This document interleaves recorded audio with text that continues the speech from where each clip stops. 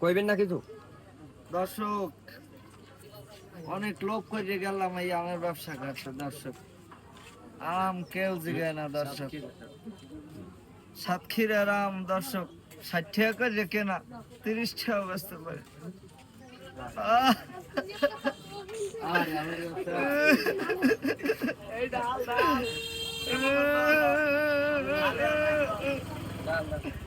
আম কিনে না কেউ, খালে আলা এটা তো এটা কর। এদিক ঘুরে আম কিনে না কেউ, এদিক ঘুরা। আম কিনে না, আম গেছে পয়সা। ও মা গো, আম আম সারা চালানি শেষ।